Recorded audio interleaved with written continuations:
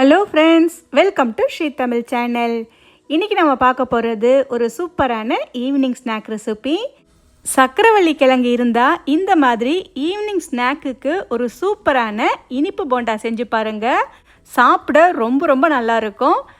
வெளியே கிறிஸ்பியாக உள்ளே கொஞ்சம் சாஃப்டாக ஒரு அருமையான டேஸ்ட்டு அண்ட் டெக்ஸ்சரில் ரொம்பவே நல்லாயிருக்கும். முதல்ல 2 சக்கரவள்ளி கிழங்கை நல்லா சாஃப்டாக வேக வச்சு எடுத்திருக்கேன். இப்போ இந்த கிழங்குலேருந்து தோலை உரித்து எடுத்துக்கலாம்.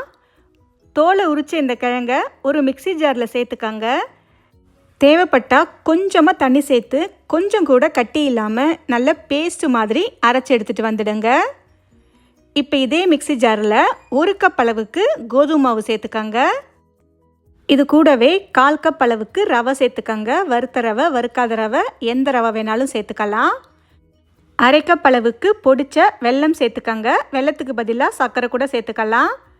சக்கரவள்ளி கிழங்குல ஏற்கனவே இனிப்பு இருக்கும் அப்படின்றதுனால 1/2 கப் வெல்லம் சேர்த்தாலே நமக்கு சரியாக இருக்கும்.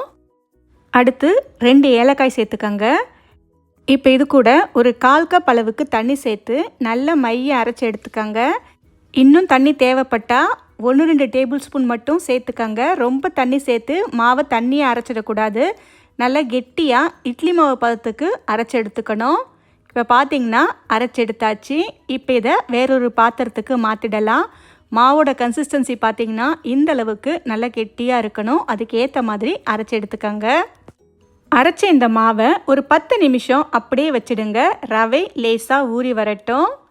10 நிமிஷத்துக்கு அப்புறமா ஒரு 1/4 கப் அளவுக்கு துருவிய தேங்காய் சேர்த்துக்கங்க. இது கூடவே கொஞ்சமாக உப்பு சேர்த்துக்கங்க. ஒரு துளி அளவுக்கு ஆப்ப சோடா சேர்த்துக்கங்க. இப்போ இது எல்லாத்தையுமே கையாலேயே ஒன்றா சேர்த்து நல்லா கலந்து விட்டுக்கங்க. மாவை கலந்து விடும்போது கையாலேயே கொஞ்சம் பீட் பண்ணுற மாதிரி அடித்து விடுங்க. நல்லா அடித்து கலந்து விடுங்க. நாம் சேர்த்த உப்பு, ஆப்ப சோடா எல்லாமே எல்லா பக்கமும் நல்லா கலந்து வரணும். அவ்வளவுதான், நமக்கு மாவு ரெடி ஆகிடுச்சு.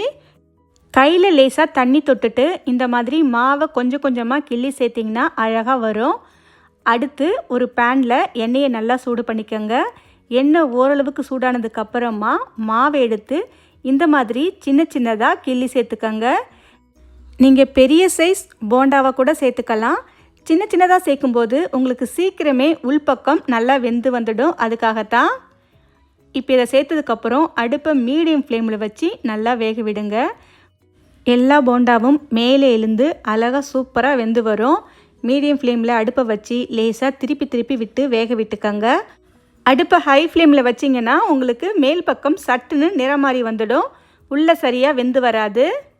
இப்போ பார்த்தீங்கன்னா கொஞ்ச நேரத்துலேயே மேல் பக்கமும் நல்லா செவந்து இந்தளவுக்கு வந்திருக்கும். இந்தளவுக்கு நல்லா செவந்து வந்ததுக்கப்புறமா இப்போ நாம் இது எல்லாத்தையுமே வெளியே எடுத்துடலாம். இதே மாதிரி எல்லா மாவையும் சின்ன சின்னதாக கிள்ளி போட்டு போண்டாவாக பொரிச்சு எடுத்துக்கங்க. அவ்வளவுதான். இதை சுட சுட சாப்பிட அவ்வளவு சூப்பராக இருக்கும்.